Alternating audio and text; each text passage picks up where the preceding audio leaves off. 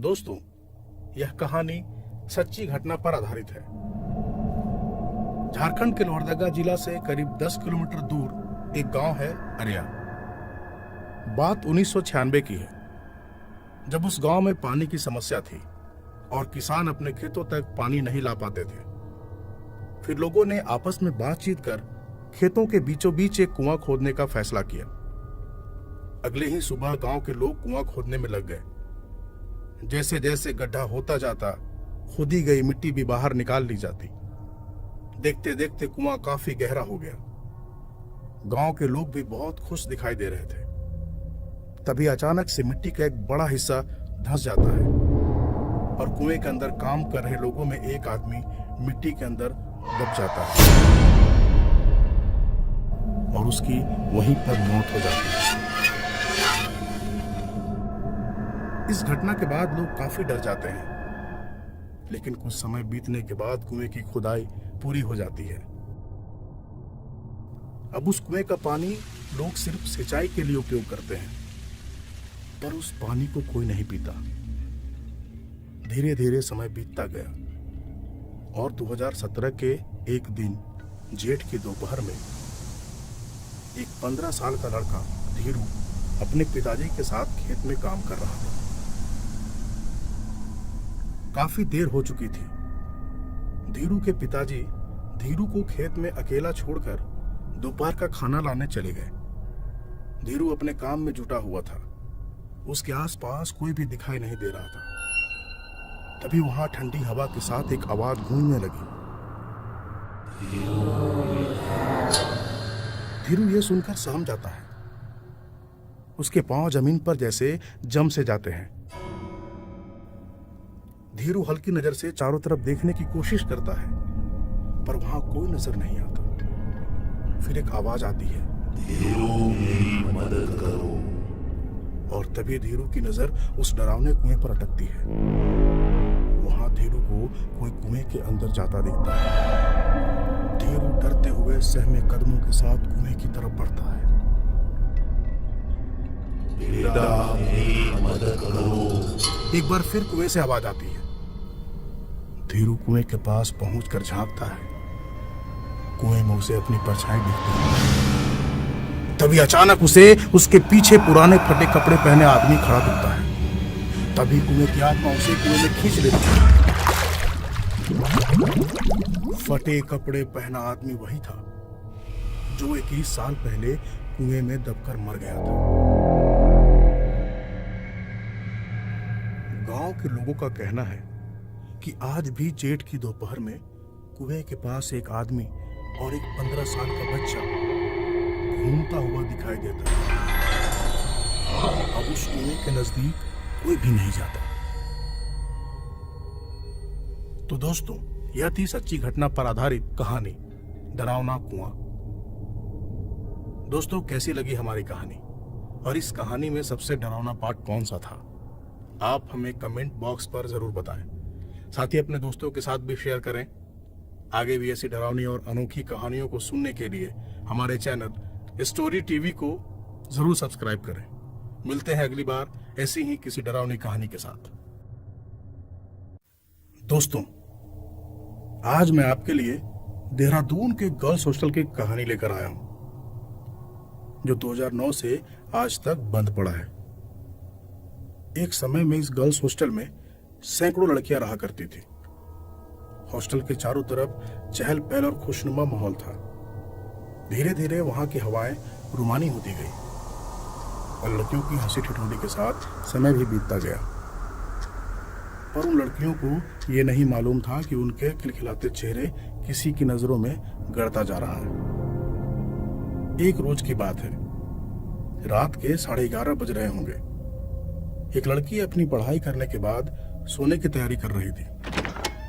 वो अपने कमरे का दरवाजा खोलती है और बाथरूम की तरफ जाती है। उसे हॉस्टल में किसी दूसरे कमरे से लड़के की आवाज सुनाई पड़ती है। ऐसा लग रहा था कि वो किसी से बात कर रहा हो। उसकी बातों को सुनने के लिए वो उस कमरे की तरफ बढ़ती है। वो आवाज की जितनी नजदीक जाती है, आवाज उतनी ही दूर होती जाती है। फिर कुछ देर सोचने समझने के बाद नजरअंदाज करके बाथरूम की तरफ जाने लगती है।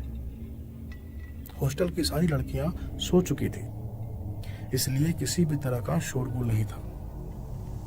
लेकिन आज हवाओं की सरसराहट कुछ अजीब सी थी और उसके बदन में आज अजीब की सिहरन महसूस हो रही थी। अब तक वो बाथरूम के अंदर आ चुकी होती है। उसकी नजरें मानो चारों तरफ एक समय ही देख रही हो। वो चाहती है कि बाथरूम का दरवाजा बंद करें, लेकिन हिम्मत नहीं कर पाती। अब उसे काफी डर भी लगने लगा। उसकी हालत बहुत खराब हो गई। वो कुछ सोच नहीं पा रही थी उसे क्या करना चाहिए। बस वो जल्दी से अपने कमरे में जाना चाहती थी। तब उसको ऐसा एहसास होने लगा कि उसके पीछे कोई खड़ा है। तुरंत डर से वो अपनी सांसों को बंद कर लेती है और वहां से भागना चाहती है। तभी एक जोर के धक्के से वो लड़की वहीं फर्श पर गिर जाती है और उसके गिरते ही बाथरूम का दरवाजा भी बंद हो जाता है। वो जोर जोर से चिल्लाती है, लेकिन ऐसा प्रतीत होता है कि उसके कंठ से उसकी आवाज ही नहीं निकल रही।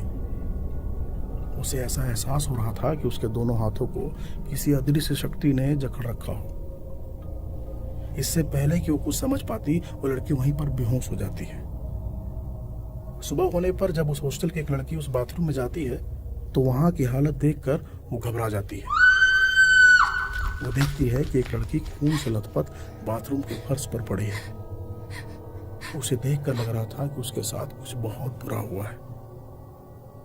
ये बात पूरे हॉस्टल में आग की तरह फैल गई। हॉस्टल की सारी लड़कियां अब डरने लगी थी।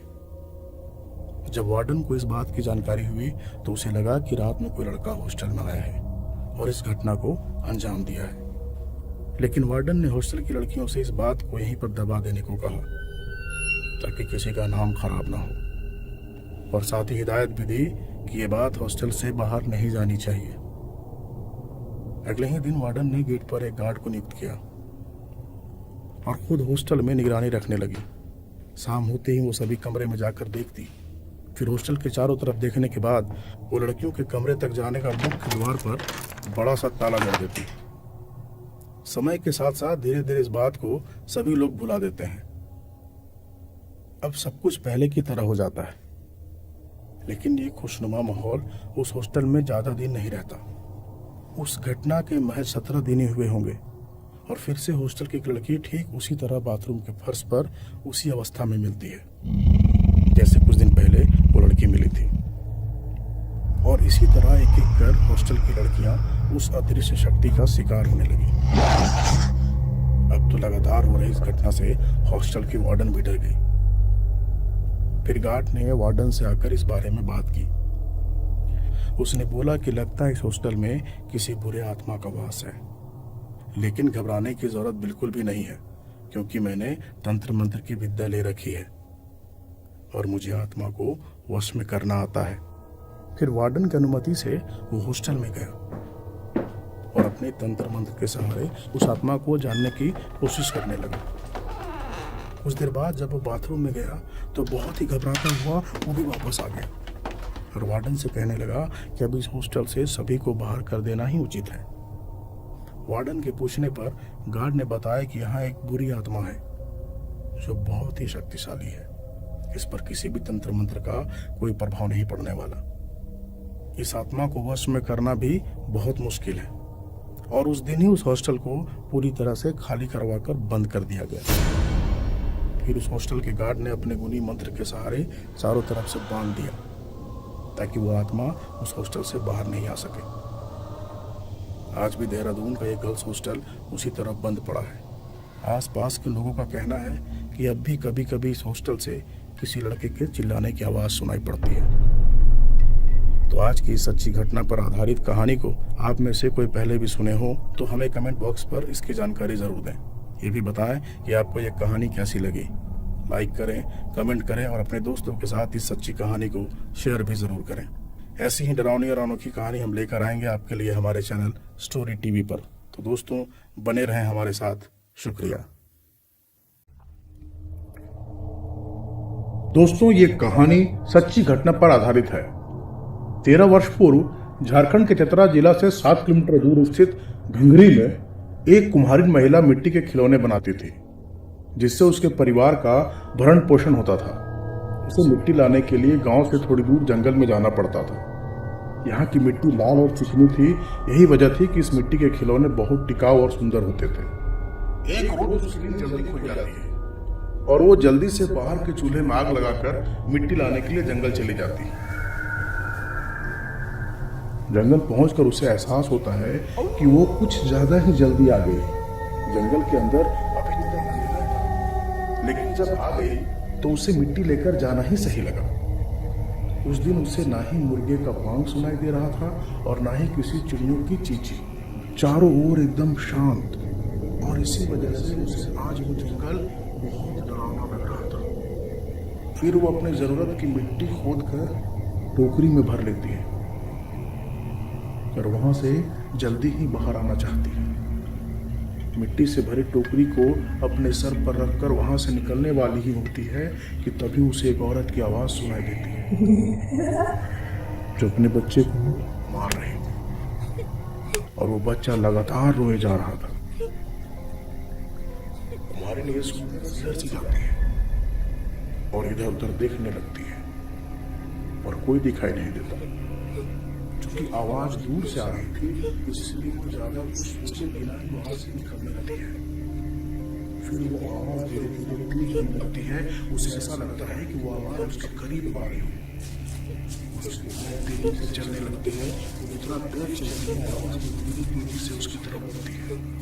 अभी वो जंगल के आखिरी छोर तक पहुंच गई, लेकिन उसे महसूस होता है कि उसके पीछे से ही वो आवाज आ रही है।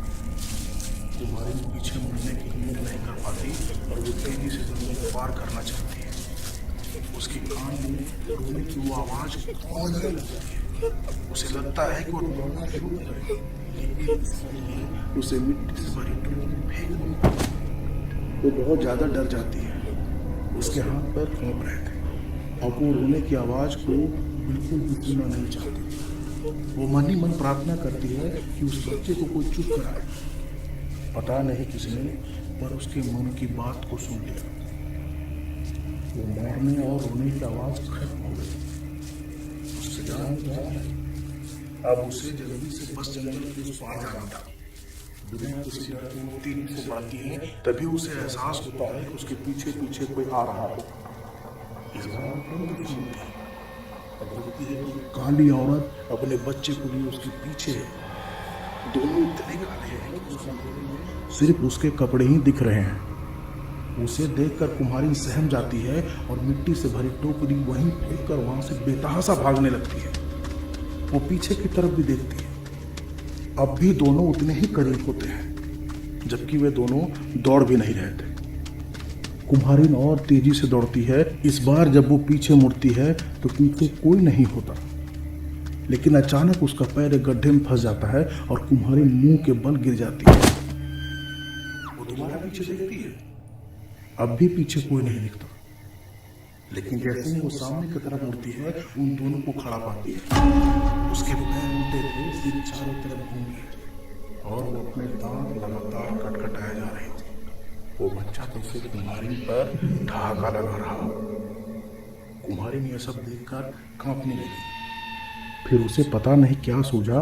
वो अपने ब्लाउज में रखे माचिस निकालती है और अपने आगे पड़े कुछ पत्तों में आग लगा देती है।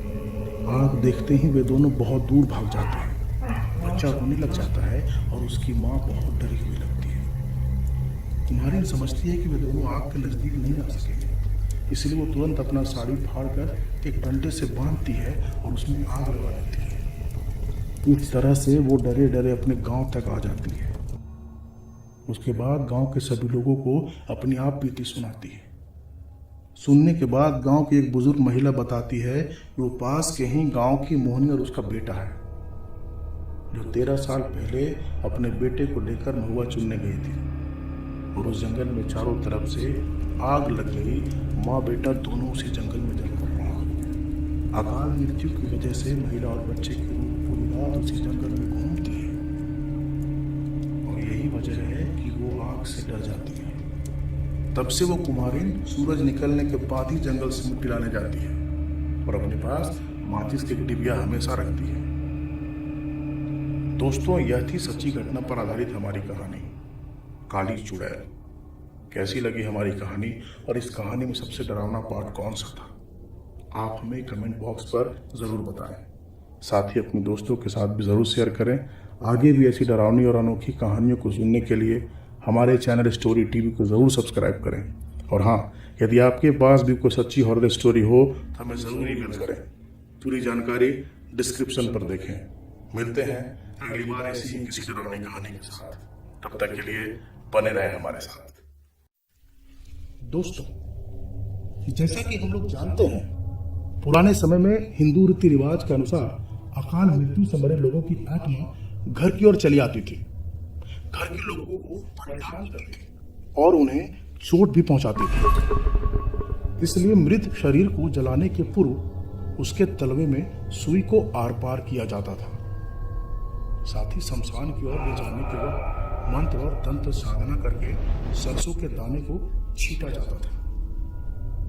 ऐसा करने से ऐसी मान्यता थी कि मृतक की आत्मा को चुभी हुई सुई का दर्द होगा और जब तक रास्ते में छीटे गए सरसों के दाने को चुन न ले तब तक उसकी आत्मा अपने घर नहीं आ सकती। सरसों के दाने इतने छोटे होते हैं कि सुबह तक सबको चुन पाना असंभव है।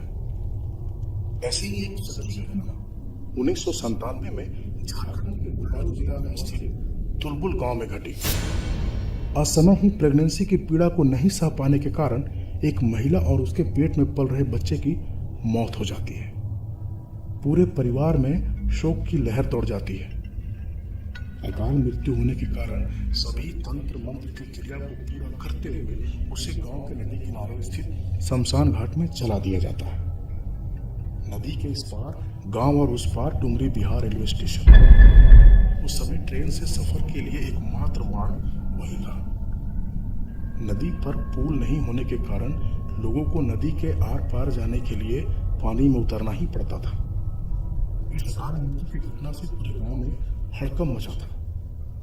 शाम के समय गांव के लोग स्टेशन की तरफ तो मानो जाना ही छोड़ चुके थे। इस घटना को घटे महीना भी ना हुआ था कि नदी के इस पार स्थित होटल में एक बाहरी आदमी शाम के समय नाश्ता करने के बाद ट्रेन बैठने के लिए निकल पड़ा।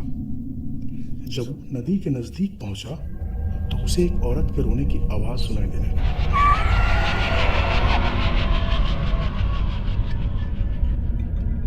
वो आदमी घबराकर इधर उधर देखने लगा, पर उसे कोई नजर नहीं आया। फिर वो हिम्मत करते हुए आगे बढ़ा और जैसे ही पानी में पैर रखने वाला था कि रोने की आवाज आने लगी।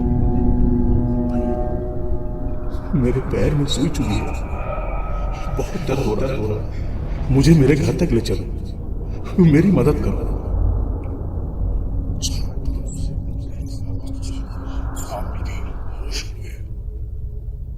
वहां दूर दूर तक कोई भी नहीं दिख रहा था, लेकिन वो आदमी सुई की बात को सुनकर ये समझ चुका था कि ये चुड़ैल ही है। उस आदमी ने अपना पैर तुरंत से पीछे खींच लिया और भागने लगा। अपनी जान बचाने के लिए वो बेतहाशा दौड़ने लगा। वो वापस उसी होटल में जा पहुंचा जहां उसने नाश्ता किया था। होटल के लोग उसे हाथते हुए भागते हुए देखकर जानने की कोशिश करने लगे कि वो इतना डरा हुआ क्यों है। फिर उस आदमी ने पूरी कहानी एक सांस में ही सुना दी। उस कहानी को सुनकर होटल के मालिक इसे सच बताता है और कहता है कि लगभग 20 से 25 दिन पहले ही एक औरत की अकाल मृत्यु हुई थी। अब इस आदमी के साथ घटी घटना गांव में आग की तरह फैल गई। इस घटना के बाद आज भी लोग सूर्य ढलने के बाद नदी की तरफ जाने से कतराते हैं। तो दोस्तों, यह थी सच्ची घटना पर आधारित हमारी कहानी नदी में चुड़ैल। कैसी लगी हमारी कहानी और इस कहानी में सबसे डरावना पार्ट कौन सा था? आप हमें कमेंट बॉक्स पर जरूर बताएं। साथ ही अपने दोस्तों के साथ भी शेयर करें। आगे भी ऐसी डरावनी और अनोखी कहानियों को सुनने के लिए हमारे चैनल स्टोरी टीवी को जरूर सब्सक्राइब करें। मिलते हैं अगली बार ऐसे ही किसी डरावनी कहानी के साथ। दोस्तों, ये कहानी है छोटे से कस्बे औली की, जहां साहिल और अपूर्व अपनी अपनी गर्लफ्रेंड के साथ घूमने गया था। आइए सुनते हैं अपूर्व की आप बीती। रागिनी मेरी गर्लफ्रेंड थी और साहिल की गर्लफ्रेंड थी हर्षिता। हम लोग चारों ने ओली टूर का प्लान बनाया था। छुट्टियों के वक्त थे तो हम सभी ने मस्ती करने की ठान ली थी। अगले ही दिन हम लोग अपनी बाइक से निकल आए।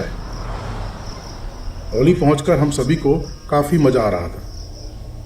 मुझे ऐसा लग रहा था जैसे जिंदगी में अगर ओली नहीं आता तो कितना कुछ छूट गया होता। दिन भर घूमने फिरने के बाद रात भी वहीं गुजारने का प्लान बना। वैसे रुकने के लिए होटल भी आसानी से मिल रहा था, लेकिन ये रागिनी की जिद थी कि सुबह की लालिमा पहाड़ों की ऊपरी चोटी से देखना है। ये सुनकर साहिल भी उसका साथ देने लगा और हर्षिता भी इसके लिए हामी भर दी। उस वक्त किसी को मालूम नहीं था कि हमारे साथ क्या होने वाला है। हम सभी मिलकर उसी पहाड़ी की ऊपरी चोटी पर एक कैंप बना लिए। साहिल को फोटोग्राफी बहुत पसंद था, इसलिए वो जहां भी जाता अपना कैमरा लेकर ही जाता और वहां गुजारे गए हर एक पल को अपने कैमरे में कैद कर लेता। पिछले 5-6 साल से हम लोग महीने में एक बार टूर पर निकल ही जाते थे, लेकिन लॉकडाउन की वजह से आज बहुत लंबे समय के बाद हम लोग मिले और किसी अच्छे जगह पर आए थे। शायद इसी वजह से सारे लोग बहुत खुश नजर आ रहे थे। गाने बजाने का माहौल भी शुरू हो गया। हर्षिता की आवाज उस सुनसान सी चोटी पर दौड़ने लग गई। इतनी मीठी आवाज की पूछो मत।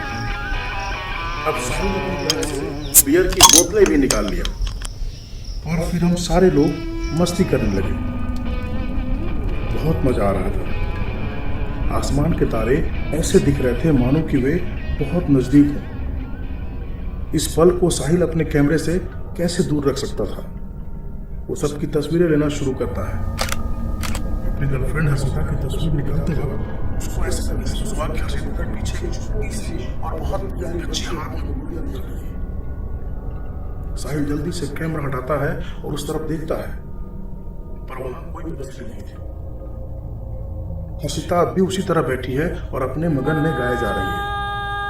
हम लोगों को इस बात की कोई भनक नहीं थी। साहिल फिर से कैमरे में देखता है, वो बच्ची अब भी वहीं है। साहिल को डर लगने लगा और वो चुपचाप मेरे बगल में आकर बैठ गया। थोड़ी देर बाद जब उसे तरह आने लग गए तो हम लोग को उस बच्ची के बारे में बताने लगा। साहिल खुद में ही इतना उलझा हुआ था कि हम में से किसी को भी उसकी बातों पर यकीन नहीं हुआ। सुनते ही हम सभी हंसने लगे।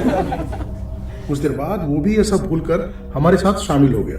फिर से तस्वीरें निकालने लगा और फिर से उस बच्ची को देखा। वो दौड़ते हुए मेरे पास आया और बच्ची के बारे में बताने लगा। उसकी बात पूरी भी नहीं हुई थी कि अचानक से एक बच्ची की हंसने की आवाज आई और हम सभी लोग वहीं के वहीं रुक गए। फिर अजीबोगरीब आवाजें चारों तरफ से गूंजने लगी। बियर की बोतलें पहाड़ों से लुढ़कने लगी। जोर की हवा चलने लगी और ऐसा लग रहा था कि हवाएं हमें अपने साथ उड़ाकर पहाड़ों से नीचे फेंकना चाहती है। अब साहिल की बात पर हम सभी को यकीन नहीं लगा, लेकिन वहां आसपास में कोई नहीं दिख रहा था। मैं भी बहुत डर गया और डरते डरते कैमरे से पहाड़ चारों तरफ देखने लगा। जैसे ही रागिनी की तरफ कैमरा मुड़ा, मुझे रागिनी की जगह वो बच्ची दिखी। देखते ही मेरे हाथ से कैमरा छूट गया। मानो वो मुझसे कुछ कहना चाह रही है, लेकिन मुझ में सुनने की हिम्मत जरा भी नहीं थी। हम लोग अब वहां से निकलने का सोच ही रहे थे कि चारों ओर से तरह तरह की आवाजें आने लगी। उन आवाजों में बच्ची की हंसी इधर से उधर दौड़ रही थी। रागिनी और हर्षिता के चेहरे पर डर साफ दिख रहा था और वे दोनों वहां से बाहर निकलने के लिए दौड़ने लगे। रागिनी हर्षिता चिल्लाते हुए हम लोग उसके पीछे दौड़ना शुरू कर दिए। हवाएं इतनी तेज हो गई थी कि पेड़ भी जमीन को ठोकर जा रहे थे। हम सभी वहां से बाहर निकलना चाह रहे थे, लेकिन घूम घूम कर फिर से उसी जगह पर आ जाते जहां हमारा कैंप था। रागिनी और हर्षिता अब जोर जोर से रोने लगी। उन लोगों को लगने लगा कि अब हम लोग में से कोई भी नहीं बचेगा। फिर अचानक मेरे जहन में आया कि हम लोग साथ रहें तो एक दूसरे की ऊर्जा हमें मिलती रहेगी और हमें डर भी नहीं लगेगा। फिर मैंने सभी को एक दूसरे का हाथ पकड़ने को बोला। सभी लोग एक दूसरे का हाथ पकड़कर भगवान को याद करने लग गए और इसी तरह डरते प्रार्थना करते रात भर एक जगह पर बैठे रह गए। कोई भी हाथ छोड़ने या उठने की हिम्मत नहीं कर रहा था। जब मैंने अपने कानों में चिड़ियों की चींची सुना तो धीरे धीरे मैंने अपने आँख खोलने की हिम्मत की। देखा कि सुबह होने लगी। फिर मैंने सभी को उठने के लिए बोला। इधर उधर देखने के बाद जल्दी से अपना सारा सामान उठाकर वहाँ से निकल गए। और बाहर आने के बाद जब हमें लोग बाग दिखे, रोड पर गाड़ियाँ चलती हुई दिखी, सच पूछूं तो हम लोग के जान में जान आई। दोस्तों, अगर आप भी किसी अनजान जगह पर घूमने निकलते हैं तो समय का ध्यान रखें और एकांत जगह पर अकेले इधर उधर नहीं जाएं।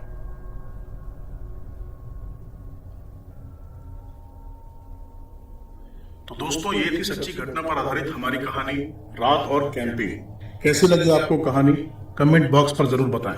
साथ ही अपने दोस्तों को भी शेयर करें, लाइक करें, कमेंट करें एवं आगे भी ऐसी डरावनी और रोचक कहानी को सुनने के लिए हमारे चैनल स्टोरी टीवी को जरूर सब्सक्राइब करें। मिलते हैं फिर किसी डरावनी और रोचक कहानी के साथ। शुक्रिया। दोस्तों, यह कहानी आज से लगभग 30 साल पहले की है। बहुत बड़ा आम का बगीचा था। उसी बगीचे के एक हिस्से में कब्रिस्तान था। जब भी स्कूल में गर्मी की छुट्टी होती तो सभी बच्चे उस गांव के बगीचे में आम चुनते और खाते नजर आते, लेकिन कोई भी बच्चा उस कब्रिस्तान की तरफ जाने की हिम्मत नहीं करता। शाम होने को होती और सभी बच्चे अपने अपने घर वापस चले आते। हामिद भी अपने अब्बू के इंतकाल के बाद अपनी अम्मी के साथ गर्मी की छुट्टियां मनाने यहाँ अपने नानी के घर आया हुआ था। हामिद को आम बहुत पसंद था, इसलिए वो अपने ममेरे भाई आमिर के साथ दिन भर आम के बगीचे में रहता था। दोनों भाई के साथ साथ अच्छे दोस्त भी थे। गांव के और भी बच्चे सुबह से ही बगीचे में अपना पैर जमा लेते। इससे हामिद के हिस्से में ज्यादा आम नहीं आता। एक शाम दोनों ने यह निश्चित किया कि सुबह सुबह सबसे पहले उन्हें बगीचे में पहुंचना है। उस दिन रात भर दोनों सुबह के इंतजार में जगे रहे। कुछ समय बीतने के बाद जब उसने बाहर की तरफ झांका तो देखा कि अब भोर होने को है। नजदीक की सारी चीजें दिखने लगी। दोनों भाई जल्दी से उठे और घर वालों से नजर बचाकर धीरे धीरे बगीचे की तरफ जाने लगे। उन्हें नहीं मालूम था कि ये चांदनी रात है और इसलिए उन्हें समय का अंदाजा भी नहीं रहा। वे सुबह नहीं बल्कि आधी रात को ही उठ गए थे और घर में बिना किसी को बताए सीधा बगीचे में आ गए। वहां चारों तरफ आम ही आम दिखाई दे रहा था। ये देखकर दोनों भाई बहुत खुश हुए और खुशी खुशी आम चुनने लगे। हामिद आम चुनते चुनते कब्रिस्तान की ओर बढ़ने लगा। उसे तो चारों तरफ सिर्फ आम ही नजर आ रहा था। और जब वो कब्रिस्तान के नजदीक पहुंचा तो एक गड्ढे में गिरा पड़ा है।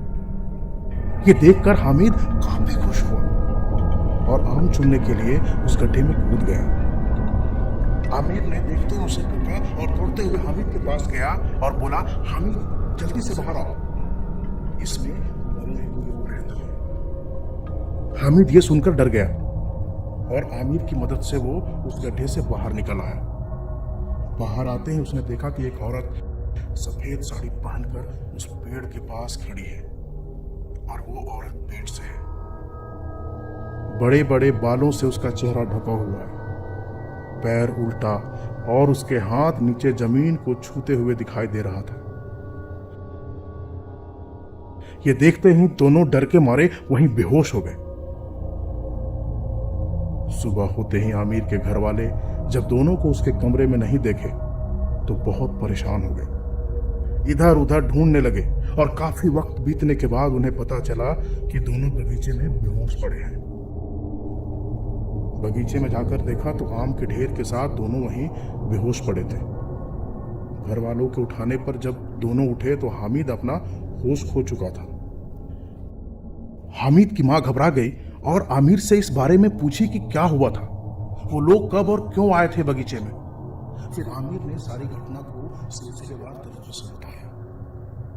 अब उसकी माँ को यह समझ आ गया था कि वो कोई और नहीं बल्कि अकाल मृत्यु से मरी उसकी बड़ी भाभी है, जिसका इंतकाल उसके गर्भ पीड़ा से हो गया था। काफी झाड़ फूक के बाद हामिद ठीक हुआ। उसकी अम्मी, उसके घर वाले अब राहत की सांस ले पाए थे।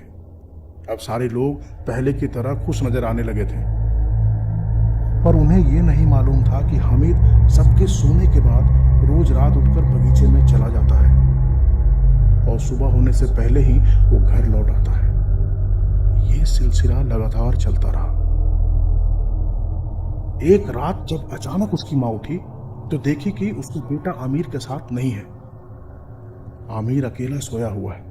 हामिद की माँ परेशान हो जाती है और हामिद को खोजने लग जाती है।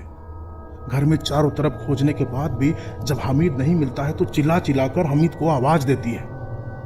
रात में अचानक चिल्लाने की आवाज सुनकर उसके घर वालों के साथ पड़ोस में रह रहे मौलवी भी आते हैं।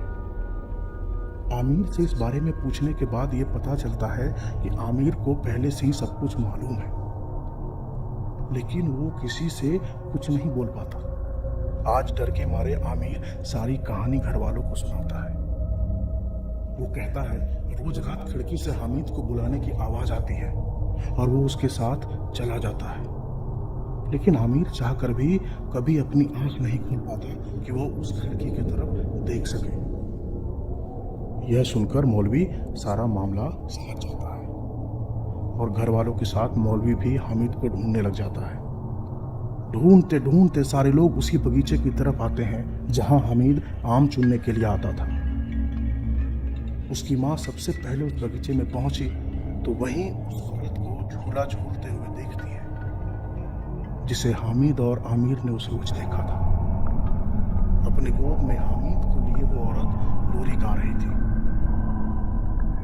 हामिद की माँ उसे देखते ही समझ आती है कि ये कोई और नहीं उसकी भाभी ही है। सारे लोग ये देखकर हैरान हो जाते हैं और अंदर ही अंदर बहुत डर जाते हैं। ये देखकर हामिद की माँ उस चुड़ैल से विनती करने लग जाती है, मेरे बेटे को छोड़ दो। चुड़ैल हामिद को छोड़ने से मना करती है, बोलती है कि मैं इसे नहीं छोड़ सकती, अब ये मेरे साथ ही रहेगा। माँ के लाख पुकार के बाद भी उसे नहीं छोड़ रही थी। फिर साथ में आए मौलवी ने अपने तालीम का सहारा लिया और अंततः उस चुड़ैल को भागना पड़ा। सारे लोग हामिद को लेकर जल्दी से घर आ जाते हैं। उस रोज के बाद आज भी लोग सूरज ढलने के बाद वहां नहीं जाते, क्योंकि हर रोज रात में वो चुड़ैल उस बगीचे से हामिद को बुलाती है। हामिद, हामिद की आवाजें रात भर पूरे बगीचे में गूंजती रहती है।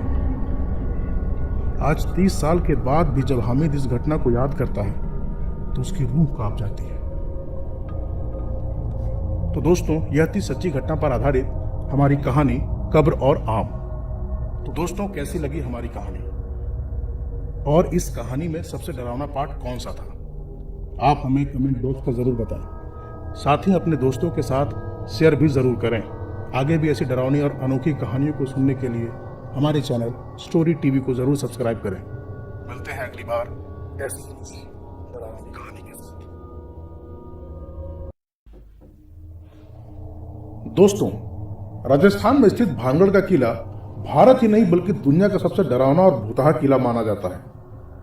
इस किले को आमेर के राजा भगवंत दास ने 1583 में बनवाया था। कहा जाता है इस किले में रात के समय अजीब आवाजें सुनाई देती है। वहां के लोगों का कहना है कि जो कोई भी रात के समय किले में प्रवेश करता है वो सुबह वापस नहीं लौटता। इसके पीछे एक छोटी सी कहानी है। भानगढ़ की राजकुमारी रत्नावती बहुत ही सुंदर थी। उसकी सुंदरता के चर्चे दूर दूर तक फैले थे। ऐसे में एक तांत्रिक की बुरी नजर उस पर पड़ती है और वो अपने काले जादू के दम पर राजकुमारी को पाना चाहता है। एक दिन तांत्रिक राजकुमारी की नौकरानी को बाजार से इत्र खरीदते हुए देखता है। वो तुरंत उस इत्र पर तांत्रिक प्रयोग कर देता है जिससे राजकुमारी उसकी ओर आकर्षित हो जाए। उस तांत्रिक की तंत्र शक्ति का प्रभाव जीव जिस पर भी पड़ता वो तांत्रिक की ओर खींचा चला आता। लेकिन इस बात राजकुमारी को लग जाती है। और इसके बाद राजकुमारी इत्र की शीशी पास के ही एक पत्थर पर मारती है, जिससे पूरा इत्र पत्थर पर बिखर जाता है।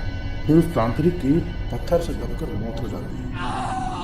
लेकिन मरने से पहले तांत्रिक श्राप देता है कि इस किले में रहने वाले सभी लोग जल्द ही मारे जाएंगे और किसी का दोबारा जन्म नहीं होगा। उनकी आत्माएं हमेशा इस किले में भटकती रहेंगी। और ऐसा ही हुआ। तांत्रिक की मृत्यु के कुछ दिन बाद भानगढ़ और आजमगढ़ के बीच युद्ध हुआ, जिसमें किले में रहने वाले सभी लोग मारे गए। कहा जाता है कि तब से भानगढ़ आत्माओं का किला बना हुआ है। अभी वर्तमान में वहां इसकी हिदायत बैनर और पोस्टर के माध्यम से दिया गया है। चारों ओर निगरानी भी रखी जाती है और वहां किसी को रात में जाने की अनुमति नहीं है।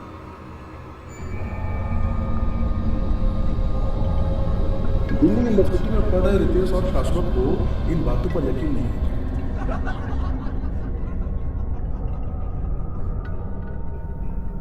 और वे लोग इसकी सच्चाई जानने के लिए भानगढ़ किले में जाने का प्लान करते हैं।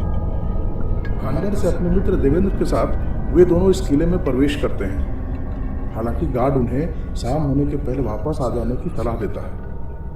देवेंद्र को किले की सच्चाई मालूम होती है, इसलिए वो हाँ में हाँ मिलाते हुए गार्ड को आश्वस्त कर देता है। लेकिन देवेंद्र को यहाँ पता है कि उन दोनों की मनसा कुछ और ही है। तीनों अंदर जाते हैं और किले के चारों ओर घूमते हैं। शाम होने को थी तो देवेंद्र वहां से निकलने की बात रखा है, लेकिन रितेश और शाश्वत को पहले से ही वहां रुकने का प्लान बना रखा था। देवेंद्र ने दोनों को बहुत समझाया और फिर अकेले वहां से बाहर आ गया। रात हो चुकी थी। दोनों दोस्त काफी खुश थे। कुछ चूड़ियों को इकट्ठा कर वहां आग जलाते हैं और अपने बैग से दारू की एक बड़ी सी बोतल निकाल लेते हैं। धीरे धीरे उस किले का माहौल बदलता जाता है और वहां की चीजें खुद ब खुद इधर उधर होने लग जाती है। दोनों अपने अपने जान के साथ बातचीत में मशगूल हैं। तभी शाश्वत को ऐसा लगता है कि कोई उसके बगल से गुजरा है। एक पल के लिए ध्यान भी दिया, फिर उसे लगा कि यह दारू का कमाल है और नजरअंदाज कर दिया। इधर रितेश को ऐसा लग रहा था कि उसके बाईं ओर कोई बैठा है। रितेश भी शाश्वत की तरह ही सोचा कि वो नशे में आ गया है, लेकिन कुछ देर बाद दारू की बोतल रखे रखे ही चकनाचूर हो गई। जोर की आवाज पूरे किले में गूंज उठी। ऐसा होने से दोनों डर गए और कुछ समझ पाते कि चारों तरफ से अजीब अजीब आवाजें आनी शुरू हो गई। और उन लोगों को देवेंद्र की बातें याद आने लगी। आनंद फानंद में दोनों वहां से भागना शुरू किए और भागते भागते दोनों कब अलग हो गए ये उन दोनों को पता भी नहीं चला। शाश्वत दौड़ता हुआ हाँफता हुआ गेट तक पहुंचा और वहां के गार्ड को उस घटना के बारे में बताया। तुरंत वहां के सुरक्षा कर्मियों को बुलाकर गार्ड ने रितेश को ढूंढना शुरू किया। काफी खोजबीन के बाद भी जब रितेश कहीं नहीं मिला तो सभी लौट आए। शाश्वत वहीं गेट पर बने गार्ड कैंप पर रुका होता है। उन लोग के साथ रितेश को नहीं पाकर वो बहुत परेशान हो जाता है। सुबह होते ही फिर से ढूंढने की प्रक्रिया शुरू होती है। जैसे ही शाश्वत गेट तक जाता है वो रितेश को वहां बैठा हुआ देखता है। शाश्वत को बहुत खुशी होती है, लेकिन रितेश अचानक से अजीब हरकतें शुरू कर देता है। वो शाश्वत को पूरे किले में घुमाता है और बताता है कि रात में इस जगह पर राजा का दरबार लगा था। यहाँ पर राजा का होम था, इधर बाजार लगती थी, यहाँ अस्तबल था, यहाँ रानी का श्रृंगार होता था। सब जगह घूम घूम के सारी चीजों को बताने लगा, जैसे उसने वहां की हर एक चीज को देखा हो। फिर रितेश शाश्वत को लेकर उस जगह पर जाता है जहां उसकी लाश पड़ी होती है। रितेश अपना मृत शरीर की ओर इशारा करता है, जिसे देखकर शाश्वत पूरी तरह से हिल जाता है। वो रितेश की ओर देखता है, लेकिन वहां कोई नहीं होता। अब शाश्वत भी ये समझ चुका था कि उसके दोस्त की आत्मा अब तक वहां सुरक्षा कर्मियों के साथ गार्ड भी आ चुका होता है और रितेश के मृत शरीर के साथ सभी लोग होते हैं। दोस्तों, भानगढ़ की इस भूत किले की यही सच्चाई है और यही कहानी। अगर आप भी भानगढ़ किला घूमने की सोच रहे हैं तो जाने के पहले गार्ड की सलाह को जरूर याद रखें और किसी भी कीमत पर वहां रात को ना रुकें। तो ये थी भानगढ़ की सच्ची घटना पर आधारित हमारी कहानी। अगर कहानी अच्छी लगी हो तो लाइक, कमेंट और दोस्तों के साथ शेयर जरूर करें। आगे और भी ऐसी रोचक और डरावनी कहानी सुनने के लिए हमारे चैनल स्टोरी टीवी को जरूर सब्सक्राइब करें। फिर मिलेंगे किसी नई कहानी के साथ। शुक्रिया दोस्तों, आज की कहानी है अनंत और अतीत। गोंडल शहर में किराए के मकान में रह रहे अनंत पेशे से शिक्षक हैं और अपने स्कूल में काफी लोकप्रिय हैं। वो स्कूल में पढ़ाने के बाद बच्चों को अपने घर पर ट्यूशन भी पढ़ाते हैं। अब तो उनकी शादी हो चुकी है, पर जब वो कुंवारे थे तब उन्हें अपने किराए के मकान में एक भयानक और डरावना अनुभव हुआ था। आज हम उसी भयानक अनुभव को आपके साथ साझा कर रहे हैं। अनंत को अभी स्कूल ज्वाइन किए 6-7 दिन हुए होंगे। धीरे धीरे जरूरत के सारे सामान कमरे में ले आए थे। अब जरूरत थी तो सिर्फ एक अलमारी की। बिना अलमारी के अनंत का कमरा किसी लॉज में रह रहे लड़कों के कमरे जैसा था। लेकिन अब इनके पास ज्यादा पैसे नहीं बचे थे, इसलिए उन्होंने सोचा कि पुरानी अलमारी ही ले लेते हैं। महीने की सैलरी आएगी तो नई अलमारी ले लूंगा। और उनकी ये सोच भी सही थी। 2-4 दिन में उन्हें एक अलमारी का पता चला और वो उनसे खरीद कर कमरे में ले आए। सस्ते दर पर खरीदी गई इस अलमारी के शीशे कहीं कहीं से टूट भी चुके थे और देखने से भी लग रहा था कि अलमारी को कई वर्षों से किसी ने उपयोग में नहीं लाया। खैर, अनंत के लिए अभी ये अलमारी भी बहुत उपयोगी थी। अब अनंत के कपड़े जहां तहां बिखरे नहीं रहते और जो भी सामान प्रत्येक दिन के उपयोग में नहीं होता उसे वो अलमारी में अच्छे से सजा कर रख देते। अब अनंत का कमरा लड़कों के कमरे जैसा नहीं बल्कि एक शिक्षक के कमरे की तरह साफ सुथरा और खूबसूरत हो गया था। अब अनंत भी बहुत खुश थे। जब बच्चे ट्यूशन पढ़ने आते तो कमरे में प्रवेश करने के साथ हंसते नहीं और न ही अनंत को अजीब महसूस होता। सुबह होते ही अनंत स्कूल के लिए निकल गए और जब शाम को वापस लौटे तो देखते हैं कि जो कपड़ा अलमारी में तह करके रखा गया था वो सारे अब कमरे में बिखरे पड़े हैं। ऐसा मालूम पड़ रहा था कि उस कमरे के अंदर कोई घुसकर ऐसा कुछ किया है। अनंत एक बार तो नजरअंदाज कर दिए, लेकिन अब ये हर रोज की कहानी बन चुकी थी। हर रोज जब वो स्कूल से आते तो अलमारी में एक भी सामान नहीं होता। सब कमरे में इधर उधर फेंका हुआ होता। लगातार 4-5 दिन ऐसा होने पर अनंत को हैरानी होने लगी। रविवार के दिन जब उन्हें स्कूल नहीं जाना था तो अनंत अपने कमरे में बेसब्री से उस क्षण का इंतजार करने लगे थे। उन्हें परेशान कर रहे उस इंसान को आज रंगे हाथ पकड़ना था जो अलमारी से रोज उनके कपड़े फेंक देते थे। शाम होने से पूर्व अनंत चाय बनाने के लिए किचन में जाते हैं। बीच बीच में वो कमरे की तरफ भी अपनी नजर घुमा लेते हैं। ये क्या? इतनी ही देर में कमरे की स्थिति फिर से उसी तरह हो गई। अलमारी का दरवाजा पहले जैसा ही बंद था। चाय रखकर वो कमरे के चारों तरफ देखने लगते हैं। वो दौड़कर बालकनी में जाते हैं और वहां से नीचे की तरफ भी देखते हैं, पर उन्हें कोई भी भागता हुआ या दौड़ता हुआ नहीं दिखता। वो दौड़कर कमरे में वापस आते हैं, लेकिन यहां भी कोई नहीं होता। दरवाजा अंदर से अब भी बंद है। अनंत बहुत घबरा जाते हैं। वो अपनी चाय लेकर एक कुर्सी पर बैठ जाते हैं और कमरे के चारों तरफ देखने लगते हैं। तभी अचानक उनकी अलमारी का दरवाजा धड़ाम से खुलता है। इस आवाज से वो चौंक गए। उन्हें काफी डर महसूस होने लगा, क्योंकि उस वक्त हवा भी बिल्कुल शांत थी और उनके अलावा उस कमरे में कोई था भी नहीं। अनंत उस किराए के घर पर अकेले ही रहते थे। डरते डरते इधर उधर देखने के बाद वो अलमारी तक पहुंचे और अलमारी का दरवाजा फिर से बंद कर अपनी कुर्सी की तरफ वापिस आने लगे। उनके अंदर से डर अभी बाहर भी नहीं आया था। तभी उन्हें महसूस हुआ कि किसी ने धीरे से उनका नाम पुकारा और ऐसा लग रहा था कि आवाज उस अलमारी के अंदर से आ रही है। इस बात का आभास होते ही अनंत बुरी तरह डर गए। वहीं खड़े खड़े उन्हें पसीने आने लगे और वो बुरी तरह कांपने लगे थे। डरते डरते उन्होंने पीछे मुड़कर देखा तो अलमारी का दरवाजा धीरे धीरे हिल रहा था, जैसे कि अंदर से कोई उसे धक्का दे रहा हो। उनकी हालत बहुत खराब हो गई थी और वो वहां से भागने की सोच रहे थे, लेकिन ऐसा प्रतीत हो रहा था कि उनका शरीर, उनकी आवाजें, मस्तिष्क कुछ भी उनके वश में नहीं है। डर के मारे कांपते हुए अनंत थोड़ी देर वो भयावह नजारा देखते रहे। तभी अचानक अलमारी से गाढ़ा काला धुआं बाहर आने लगा। ये किसी पारलौकिक घटनाओं से कम नहीं था और इस तरह की पारलौकिक घटनाएं देखकर अनंत की चीख निकल गई। वो चिल्लाने लगे और तेजी से उस घर से निकलकर बाहर आ गए और फिर सारी बातें अगल बगल के लोगों को बताने लगे। अनंत के पड़ोसी उनके साथ उस कमरे में दाखिल हुए और उन सबने वहां जो भी देखा उसे देखकर सबके होश उड़ गए। कमरे की छत पूरी तरह से काली पड़ चुकी थी। अलमारी के दोनों दरवाजे उखड़े हुए थे और सारा सामान नीचे जमीन पर बिखरा पड़ा था। वे लोग एक दूसरे का चेहरा देख रहे थे और उस शाम के वक्त सबके चेहरे पर 12 बज रहे थे। लोग कुछ समझ पाते इससे पहले ही वहां रखी अलमारी धड़ाम से जमीन पर आ गई।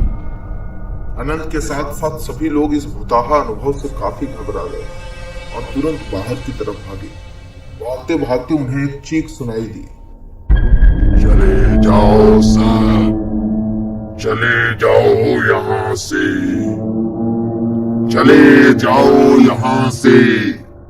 पर किसी ने पीछे मुड़कर देखने की हिम्मत नहीं की। अब अनंत को अपने कमरे में जाने से ही डर लगने लगा था। उस कमरे में रह पाना अनंत के लिए बहुत मुश्किल हो गया था। अगले ही दिन से अनंत किसी दूसरे कमरे की तलाश में रहने लगे। उन्हें वहीं पास के मोहल्ले में एक कमरा खाली मिला और वो जल्दी से उस डरावने कमरे को अलविदा कहकर नए कमरे में आ गए। वहां आकर उन्हें चैन की नींद आई। अब अनंत को किसी भी चीज का डर नहीं था। अनंत के चेहरे पर खौफ की कोई भी लकीरें दिखाई नहीं पड़ रही थी और अब वो आजाद महसूस कर रहे थे। सुबह हुई तो अनंत अपने स्कूल के लिए तैयार होने लगे। आज अनंत के लिए स्कूल का वो पहले दिन जैसा था। तनाव से बहुत दूर और चेहरे पर हल्की मुस्कान लिए अनंत मानो वर्षों बाद स्कूल जा रहे हो। स्कूल से लौटते वक्त भी अनंत उसी तरह खुश नजर आ रहे थे। अब वो अपने कमरे तक आ चुके थे। उन्होंने दरवाजा खोला और अंदर आ गए। उन्हें ऐसा लगा कि उनके पैर से कुछ टकराया है। नीचे देखने पर उन्हें उनके कपड़े मिले। वो सोच ही रहे थे कि उनकी नजर कमरे के चारों तरफ दौड़ने लगी। उनके सारे कपड़े कमरे में उसी तरह बिखरे हुए थे जैसे पुराने कमरे में होता रहा। उन्हें आश्चर्य होने लगा और अब वो खौफ अनंत के चेहरे पर उतनी ही तेजी से आया जितनी तेजी से अलमारी। उन्होंने देखा कि उस कमरे के एक कोने में वो ही अलमारी रखी हुई थी जिसे उस कमरे में छोड़कर अनंत यहाँ आए थे। अनंत को आज अलमारी बहुत डरावनी और खौफनाक दिख रही थी। वो अलमारी अनंत के इस कमरे में कैसे आ गई? क्या है अलमारी का सच? जानने के लिए आप हमारे चैनल पर बने रहें। ये था अनंत और अतीत का पहला भाग। इसके दूसरे और अंतिम भाग में आपको अलमारी की सच्चाई मालूम होगी। तो दोस्तों, कैसी लगी आपको ये कहानी हमें कमेंट बॉक्स में जरूर बताएं। आपकी प्रतिक्रिया पर हम इस कहानी का दूसरा भाग जल्द ही लेकर आएंगे। ऐसे ही अनोखी और डरावनी कहानी सुनने के लिए आप हमारे चैनल को सब्सक्राइब करें और अपने आसपास के लोगों तक शेयर भी करें। धन्यवाद। दोस्तों, अनंत और अतीत के पहले भाग में आपने सुना कि अनंत के नए कमरे में वो अलमारी खुद ब खुद चली आई थी, जिसे देखकर अनंत डर जाते हैं और उस खौफनाक अलमारी की वजह से ही अनंत ने पुराने कमरे को छोड़ा था। लेकिन वो अलमारी अनंत का पीछा नहीं छोड़ रही थी। अब अनंत को कुछ समझ नहीं आ रहा था कि वो क्या करे, कैसे उस अलमारी से दूर जाए, कैसे पीछा छुड़ाए उस अलमारी से। आखिर वो पुरानी अलमारी अनंत के पीछे क्यों पड़ी है? किसकी आत्मा है इस अलमारी के अंदर? तरह तरह के सवाल अनंत के भीतर आने लगे और अनंत फिर से तनाव भरी जिंदगी में शामिल हो गए थे। शायद इसी वजह से अनंत अब बहुत बीमार रहने लगे। अब अनंत उस अलमारी में कोई भी सामान नहीं रखते। फिर भी उन्हें अलमारी से बहुत डर लग रहा था। रात को नींद नहीं आती, घंटों तक उस अलमारी को एकटक देखते रहते। दूसरे ही दिन अनंत अपनी दवाई लाने मार्केट में गए। जब वो दवाई लेकर वापस लौट रहे थे तो उन्होंने उस आदमी को देखा जिससे उन्होंने ये अलमारी खरीदी थी। अनंत उस आदमी के पीछे गए और रोककर उस अलमारी के बारे में पूछने लगे। वो आदमी अनंत को देखकर थोड़ा सहम गया, लेकिन उसे वहां से भागने का कोई रास्ता नजर नहीं आया। फिर उसने अलमारी के बारे में बताना शुरू किया। वो अलमारी मेरी नहीं है, मैंने भी किसी से खरीदा था, और खरीदने के बाद जब उसे घर ले आया तो धीरे धीरे मुझे हर जगह से नुकसान होने लगा। अलमारी को देखकर बच्चे डरने लगे और उसी अलमारी के वजह से मेरी पत्नी की जान चली गई। अनंत ये सब सुनकर और ज्यादा डर गए, लेकिन उन्हें अलमारी के बारे में जानना भी जरूरी था। इसलिए उन्होंने तुरंत पूछा कि अब अलमारी मेरे पीछे क्यों पड़ी है? इस शहर में आए मुझे 15 दिन हुए होंगे और मैंने किसी का कुछ बिगाड़ा भी नहीं है। फिर उसने बोला कि आपकी गलती बस इतनी है कि आपने उस अलमारी को अपने पास रखा है। इस अलमारी को जो भी व्यक्ति अपने साथ ले जाता है, अलमारी उसका पीछा नहीं छोड़ती। इससे छुटकारा पाने के लिए आपको ये अलमारी किसी और को दे देना चाहिए। लेकिन अलमारी की कहानी बताए बिना, लेकिन अनंत अब भी उसी सोच में पड़े थे कि अलमारी से कैसे छुटकारा पाया जाए। खुद से पीछा छुड़ाने के लिए वो किसी दूसरे को इस दलदल में फंसाना नहीं चाहते थे, लेकिन कर भी क्या सकते थे? उन्हें किसी दूसरे के हाथ में उस अलमारी को देना ही होता, और उन्होंने वैसा ही किया। एक ग्राहक ढूंढ के उन्होंने उस अलमारी को बेच दिया। अब ना ही अलमारी से डर होता और ना ही उनके सामान बिखरे होते। उन्हें इस बात का अफसोस जरूर होता कि खुद का पीछा छुड़ाने के लिए उन्हें अलमारी किसी और के पीछे छोड़ना पड़ा, और तब से ये प्रक्रिया आज तक चलती रही है। दोस्तों, कैसी लगी अनंत और अतीत की ये कहानी? अनंत को क्या करना चाहिए था उस वक्त? आप हमें अपनी प्रतिक्रिया कमेंट सेक्शन में जरूर बताएं। कहानी अच्छी लगी हो तो लाइक करें और अपने आसपास के लोगों तक शेयर भी जरूर करें। इसी तरह की अनोखी और भयावह कहानियों को सुनने के लिए बने रहें हमारे चैनल स्टोरी टीवी पर। शुक्रिया। दोस्तों, आज की कहानी है शैतानी ताकत। आप सुनने जा रहे हैं इसका पहला भाग। ये कहानी है आसाम के एक छोटे से गांव में रहने वाले दीपक की, जो अपने गांव से कुछ दूर शहर के एक कॉलेज में पढ़ाई करता था। उसके गांव से वो शहर थोड़ी ही दूर पर था, लेकिन शहर तक जाने के लिए उसको एक सुनसान जंगल के रास्ते से होकर गुजरना पड़ता था, जहां से सूरज ढलने के बाद कोई भी आता जाता नहीं था। दीपक अपनी पढ़ाई को लेकर बहुत चिंतित था। वो सिर्फ अपनी पढ़ाई में ध्यान देता। रोज घर से कॉलेज और कॉलेज से सीधा घर आता था। उसे बाहरी दुनिया से कोई मतलब नहीं था। एक दिन रोज की तरह दीपक कॉलेज से घर आ रहा था। उस दिन कॉलेज में किसी प्रोग्राम की तैयारियां चल रही थी और उसी के कारण उसको घर आने में बहुत देर हो जाती है। शाम के 6 बज चुके थे और अंधेरा चारों ओर से उसे घेरने की तैयारी में था। ऐसे में दीपक उस जंगल के रास्ते से अकेले आ रहा था। उस दिन दीपक को वो जंगल का रास्ता बहुत लंबा और डरावना लग रहा था। चारों तरफ से पंछी आ रहे थे। उसे बहुत अजीब लग रहा था, लेकिन वो इन बातों से ध्यान हटाकर आगे बढ़ रहा था। तभी अचानक उसके पीछे से कोई बहुत तेजी से गुजरता है। वो इतना तेज था कि दीपक को इस बात का सिर्फ एहसास हुआ।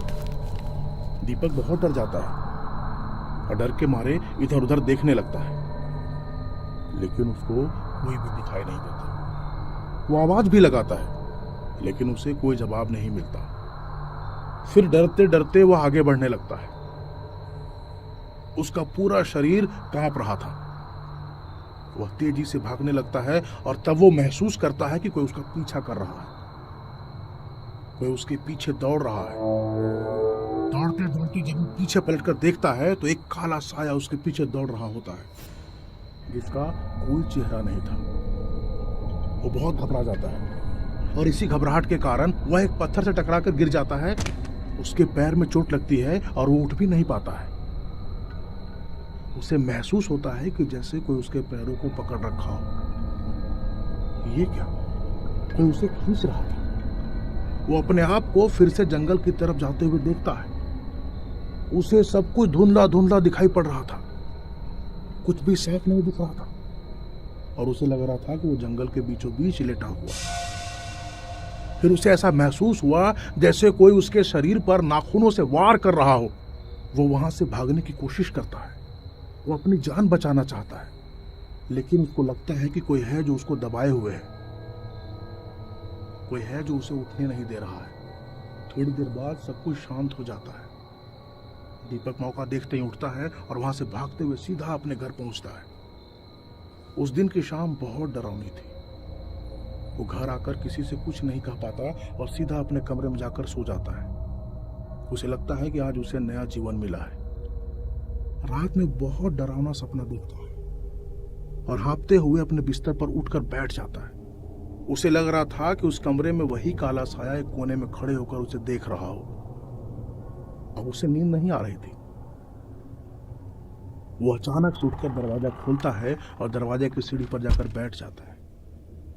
कुछ देर बाद दीपक के पापा उठते हैं और दरवाजा खुला देखकर वो उस तरफ बढ़ते हैं।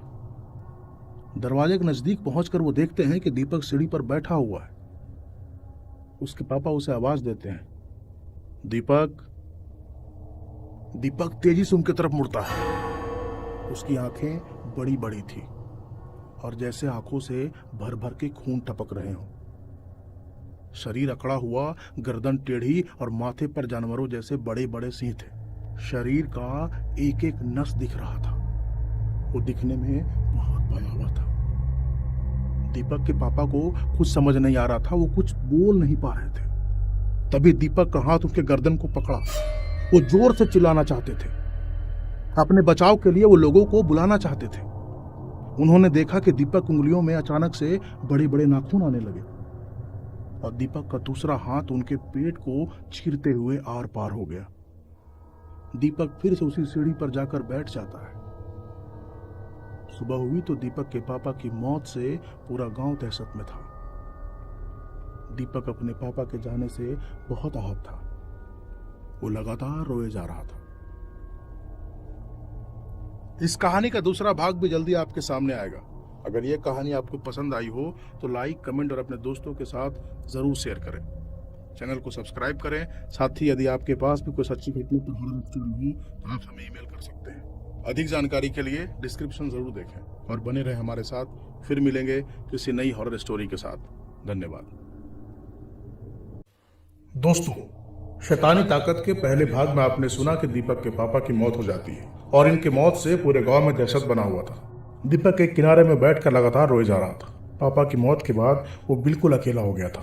उसे कुछ भी समझ नहीं आ रहा था, लेकिन वो लगातार अपने दिमाग पर जोर दे रहा था। उसे धुंधला धुंधला सा कुछ दिख रहा था। रात की कुछ कुछ बातें याद आ रही थी। रात में उसे डर लग रहा था। वो किसी को एक कोने से घूरते हुए देखा था। उसे जंगल की सारी बातें याद आने लगती है। दीपक अपने कमरे में गया और देखा कि उसकी टी शर्ट बिस्तर पर पड़ी है, उसमें खून लगा है। वो अपने चप्पल को देखता है, उसमें भी खून के छींटे थे। दीपक बहुत घबरा गया। वो सोचने लगा था कि उसके पापा की मौत का जिम्मेदार कहीं ना कहीं वो ही है, लेकिन किस तरह से और क्यों, ये समझ नहीं आ रहा था। इधर लोगों में अजीब सा डर फैल गया। अंतिम क्रिया के बाद भी लोगों में वही दहशत कायम था, लेकिन अब धीरे धीरे सारे लोग अपनी दिनचर्या में शामिल होने लग गए थे। दीपक भी अपना कॉलेज आने जाने लगा था। वो जब भी उस जंगल से होकर गुजरता, उसे किसी के कराहने की आवाज़ सुनाई पड़ती। वो एक बार के लिए रुकता भी, लेकिन देर हो जाने के डर से वो बिना रुके ही चला जाता। इस तरह से महीनों बीत गए। अब उस तरह की कोई भी घटना दोबारा नहीं हुई। गांव में भी किसी को अब इस बात की कोई फिक्र न थी। एक दिन कॉलेज से जल्दी आने के बाद दीपक पढ़ाई करने अपने दोस्त मंजीत के घर गया, क्योंकि पूरे गाँव में एक मंजीत ही था जिसके यहाँ दीपक कभी आता जाता रहा। मंजीत के माँ पापा भी दीपक से बहुत प्यार करते थे और उसे अपना बेटा ही मानते थे। दीपक के पापा की मौत के बाद दीपक को उसी घर में आसरा मिला। जब उसका मन होता वो वहाँ चला जाता था। हालांकि गांव के सभी लोग दीपक से बहुत प्यार करते थे और गांव में सिर्फ उसे ही होनहार समझते थे। मंजीत के पापा गांव के ही स्कूल में पढ़ाते थे और दीपक के पापा से उनकी दोस्ती बहुत अच्छी थी। उस रोज मंजीत की मां ने सूजी बनाया और दोनों को एक प्लेट में खाने दिया। फिर वहीं बैठकर दीपक से बात करने लगी। बात ही बात में दीपक के पापा की बात उठी और मंजीत की मां बहुत दुखी हो गई। अचानक दीपक फूट फूट कर रोने लगा और अपने आप को ही उनकी मौत का जिम्मेदार बताने लगा। फिर वो सारी कहानी मंजीत की मां को बताया। वो ये भी बताया कि उस दिन जंगल में उसके साथ क्या हुआ। तभी मंजीत के पापा घर आते हैं और वो सीधा बगल के कमरे में जाते हैं। उनके अंदर जाते ही उस कमरे से एक काली बिल्ली अपने मुंह में फर्श पर खून टपकता जा रहा था। देखते ही मंजीत की मां बिल्ली के पीछे भागती है और उसे घर से बाहर करती है। फिर खून के धब्बे पोंछने में लग जाती है। दीपक बहुत बेचैनी सा महसूस करने लगा था। उसकी धड़कन बहुत तेज हो गई थी, वो हाँफने लगा था और फिर एक गहरी सांस लेकर खुद को नियंत्रित करता है। अपने हिस्से का सूजी प्लेट में छोड़कर वो बाहर जाने लगता है। कहाँ जा रहे हो? मंजीत की आवाज आती है। 2 मिनट में आता हूं, दीपक बिना देखे ही कहता है और बाहर चला जाता है। वो बाहर जाते ही जमीन पर घुटने के बल गिर जाता है। धीरे धीरे उसकी बेचैनी बढ़ने लगती है। वो जोर जोर से सांसें लेना शुरू कर देता है। ऐसा लग रहा था मानो उसके अंदर कुछ अंकुरित हो रहा हो। उसके शरीर से पसीना छूटने लगा था। वो ऊपर की तरफ देखता है जैसे किसी को याद कर रहा हो। उसे कुछ भी समझ नहीं आता कि आखिर उसके साथ क्या हो रहा है। पूरा शरीर अकड़ रहा था, उसकी आंखें लाल हो रही थी और उसके शरीर का एक एक नस बाहर आ रहा था। उसके अंदर ताकत भरती जा रही थी, इतनी कि जैसे उसके पैर रखने भर से धरती धंस जाएगी। मंजीत की मां कमरे में आती है और देखती है कि दीपक कमरे में नहीं है। वो मंजीत से दीपक के बारे में पूछती है और फिर दीपक को बुलाने बाहर की ओर आती है। शाम हो चुकी थी, चारों तरफ से अंधेरा घिर रहा था। हवाएं शोर कर रही थी और बादल जैसे सिसक सिसक के रो रहा हो। दीपक दरवाजे से दूर सड़क के बाहर बैठा हुआ दिख रहा था। मंजीत की मां थोड़ा पास आती है और देखती है कि सामने एक बकरी है जिसमें पीठ बीचों बीच फटा है। बकरी जैसे सूख गई थी, मानो उसके अंदर खून ही नहीं हो। और दीपक बकरी की मां से मंजीत की मां दीपक को आवाज दी। दीपक तेजी से पीछे की तरफ मुड़ा। दीपक को देखते मंजीत की मां जोर से चिल्लाई। आवाज सुनकर मंजीत और उसके पापा दौड़कर घर से बाहर आ गए थे। दीपक को देखकर उसके पापा भी हैरान थे। वो घबराने लग गए। दीपक बहुत भयावह दिख रहा था। उसकी आंखें बड़ी बड़ी थी, जैसे उन बड़े बड़े आंखों में खून भरे हो। शरीर अकड़ा हुआ, गर्दन टेढ़ी और माथे पर जानवरों जैसे बड़े बड़े सिंग थे। मंजीत की मम्मी दौड़कर अपने दरवाजे तक आई। वो बहुत डर गई थी। उसके पापा मंजीत को तुरंत अपने पीछे कर लिए। मंजीत की मां कांपने लगी थी। उन्हें अब समझ आ गया था कि दीपक के पापा की मौत कैसे हुई। दीपक किसी जंगली शेर की तरह दौड़ा रहा था। वो अपने भारी कदमों के साथ उनके करीब आ रहा था। सारे लोग सहम गए थे। उसके पैर रखने पर से धरती कांप रही थी। मंजीत तुरंत अपने मम्मी पापा के सामने आकर खड़ा हो गया। दीपक रुक गया और फिर तेजी से मुड़कर एक छलांग में घर को पार कर गया। वो जंगल की तरफ मुड़ गया था। दूसरे दिन शाम होने को थी। मंजीत के पापा सब्जी लाने के लिए गांव के ही बाजार गए थे। उन्होंने देखा कि बाजार में एक जगह बहुत भीड़ लगी है। वो वहां गए तो पता चला कि एक चरवाहा दौड़ते हुए अभी अभी गांव में आया और वो जंगल की कहानी बता रहा है। सारे जानवर का पेट बीच में से फटा था और उसके अंदर ना ही खून था और ना ही मांस। वो लगातार हाँफे जा रहा था। साथियों, इसके आगे की कहानी आप इसके अंतिम भाग में सुनेंगे। शैतानी ताकत का ये दूसरा भाग था। अगर आपको ये भाग पसंद आया हो तो कृपया इसे लाइक करें, इस पर कमेंट करें और अपने लोगों तक शेयर भी करें। इसी तरह डरावनी और रोचक कहानी को सुनने के लिए हमारे चैनल को सब्सक्राइब कर लें। और अगर आपके पास भी कोई सच्ची घटना पर कोई कहानी हो तो आप हमारे साथ ज़रूर शेयर करें। अधिक जानकारी के लिए हमारा डिस्क्रिप्शन ज़रूर देखें। मिलते हैं फिर इसके अगले भाग में। तब तक बने रहे स्टोरी टीवी के साथ। शुक्रिया दोस्तों, पापा सब्जी लेने के लिए गांव के बाजार में गए और वहां उन्हें पता चला कि उस चरवाहे के सारे मवेशियों को किसी ने मार दिया है। सारे जानवर के पेट बीच में से फटे थे और उसके अंदर ना ही खून था और ना ही मांस। गांव के सारे लोग ये सुनकर आश्चर्य करने लगे। भेड़, बकरी, भैंस, सारे जानवर को इस तरह कौन मार सकता है? और ऐसा ही रहा तो ये गांव के सारे जानवरों के लिए खतरा है। दिन प्रतिदिन जानवरों की संख्या घटने लगी थी। सुबह शाम जब तब जहां तहां जानवर मृत अवस्था में मिलने लगे थे। गांव वालों में आक्रोश पैदा हो गया था। और सारे लोग जंगल से ढूंढकर उसे मारने का प्लान बनाने लगे थे, जिसने गांव में हड़कंप मचा रखा था।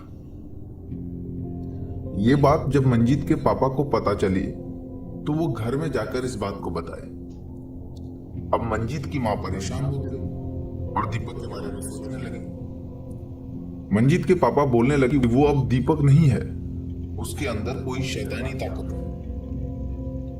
यही तो बात है कि उसके अंदर शैतानी ताकत है और ये सब उसी के वजह से हो रहा है, दीपक नहीं कर रहा। अगर दीपक खुद से ऐसा करता तो शायद उस दिन हम सभी को मार देता, लेकिन वो अपने ऊपर नियंत्रण करके यहां से चला गया। हमें उसे बचाना होगा, मंजीत की मम्मी फटाक से बोली। अब वे लोग दीपक को उस शैतानी ताकत से आजाद कराने का प्लान बनाने लगे। उधर गांव वाले मारने का प्लान बना चुके थे। दूसरे ही दिन गांव वालों के जंगल पहुंचने से पहले मंजीत के मम्मी पापा मंजीत के साथ उस जंगल में पहुंच गए। पहुंचने के बाद उस बड़े जंगल में दीपक को ढूंढना इन लोगों को बहुत मुश्किल लग रहा था। मंजीत की मम्मी दीपक दीपक चिल्लाने लगी, लेकिन प्रतिक्रिया सिर्फ हवाओं के उतार चढ़ाव का ही मिलता रहा। गांव वालों की भीड़ भी उसी जंगल की ओर आ रही थी और किसी को समझ नहीं आ रहा था कि दीपक को कैसे बुलाया जाए। फिर मंजीत की मां को अचानक से यह ध्यान आया कि उस रोज शायद खून की गंध से ही दीपक के अंदर वो शैतानी ताकत आई थी, जब बिल्ली चूहे को मुंह में दबाकर कमरे से बाहर निकली थी। मंजीत की मां आओ देखी न था और एक पत्थर उठाकर अपने बाएं हाथ के एक उंगली पर जोर से मारा। उंगली से खून की धार निकल आई। मंजीत के पापा इसके लिए उन्हें डांटने भी लगे और ऐसा लग रहा था कि झाड़ियों से होकर कोई तेज गति से इन लोगों की तरफ आ रहा हो। तभी अचानक से उस जंगल के तेवर बदल गए। हवाएं गर्म होने लगी और पेड़ कांपने लग गए। दूर से झाड़ियां थरथराती हुई मालूम पड़ रही थी और ऐसा लग रहा था कोई तेज गति से इन लोगों की तरफ आ रहा हो। इन लोगों के चेहरे पर डर साफ दिख रहा था, फिर भी अपने आप को संभाले हुए ये तीनों वहीं खड़े थे। तभी वहां एक विशालकाय जानवर के जैसा कोई अवतरित हुआ। ठीक उसी तरह ये दीपक नहीं था, उन लोगों को पता चल चुका था। तीनों की हालत बहुत खराब हो चुकी थी कि दीपक के जगह में कौन आ गया। उन लोगों को लगने लगा था कि अब इससे बचना बहुत मुश्किल है। ऐसा लग रहा था जैसे वो एक ही बार में तीनों को चबा सकता है। पेड़ की भांति बड़ा इस शैतान के सामने तीनों चींटी की तरह दिख रहे थे। अब ये लोग गांव वालों के जल्दी आने की प्रार्थना करने लगे। ऐसा लग रहा था जैसे गांव की भीड़ आ जाए तो शायद ये लोग बच सकते हैं। वो शैतान अपने कदमों को इन लोगों की तरफ बढ़ाने लगा। सभी डर के मारे कांपने लगे, चिल्लाने लगे और फिर जो हुआ, इन्हें अपने आंखों पर भी विश्वास नहीं हो रहा था। एक और शैतान वहां आ धमका, उसी तरह लेकिन कद काठी शरीर में पहले से बड़ा और दिखने में भी भयावह। ये दीपक मालूम पड़ रहा था। मंजीत की मां अब निडर हो चुकी थी।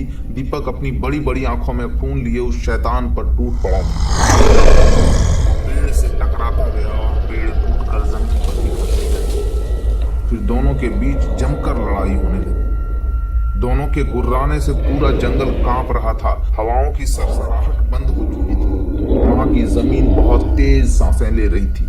गांव वाले भी जंगल से थोड़ी दूर पर रुक गए थे। किसी की भी आने की हिम्मत नहीं हो रही थी और ये तीनों इस भयानक दृश्य को अपनी खुली आंखों से देख रहे थे। देखते देखते दीपक ने उस शैतान के सिर पर जोरदार और उसके पेट को बीचों बीच फाड़ कर उसका शैतान की आंखें बंद होने लगी थी और दीपक लगातार उसके खून पीता जा रहा था। थोड़ी ही दीपक फिर से अपने वास्तविक शरीर में आ गया। इधर गांव वाले भी जंगल आ चुके थे और सभी राहत की सांस ले रहे थे। पेड़ पौधे, जंगल, झाड़ी सब इस शैतानी युद्ध के बाद स्थिर हो गए थे। गांव वालों को भी सारी कहानी पता चलता है और सभी दीपक को उस शैतान से छुटकारा दिलाने के लिए धन्यवाद करते हैं। अब उस गांव में सब कुछ पहले जैसा हो गया था। भेड़ बकरियां, जानवर और वहां के लोग बाग सभी खुशी खुशी जंगल में आने जाने लगे थे। बच्चों को भी स्कूल से आते जाते कभी डर नहीं लगने लगा। एक दिन दीपक और मंजीत अपने कॉलेज से आ रहे थे। जंगल पहुंचते शाम हो गई, लेकिन अब उस शैतान का डर किसी में भी नहीं था। इसलिए मंजीत भी अपने मगन में आ रहा था। अचानक अपने सामने पहाड़ जैसा किसी को खड़ा देखकर मंजीत डर गया। उसी शैतान की तरह इस बार भी शैतान उसके सामने खड़ा था और दीपक अपने वास्तविक रूप में मंजीत के पीछे। मंजीत थरथराने लगा था, लेकिन दीपक मंजीत को पीछे करके शैतान के सामने खड़ा हो गया। फिर देखते ही देखते दीपक भी उसी शैतान के रूप में आ गया। आज दीपक उस शैतान से ज्यादा बड़ा और डरावना दिख रहा था। साथियों, ये कहानी थी शैतानी ताकत की और ये था अंतिम भाग। अगर आपको ये पूरी कहानी पसंद आई हो तो कृपया इसे लाइक करें, कमेंट करें और अपने लोगों तक शेयर भी करें। इसी तरह की डरावनी और रोचक कहानियां सुनने के लिए, और अगर आपके पास भी सच्ची घटना पर आधारित कोई कहानी हो तो हमारे साथ जरूर शेयर करें। अधिक जानकारी के लिए हमारा डिस्क्रिप्शन देखें। मिलते हैं फिर किसी नई कहानी के साथ। तब तक के लिए बने रहें हमारे चैनल स्टोरी टीवी पर। शुक्रिया।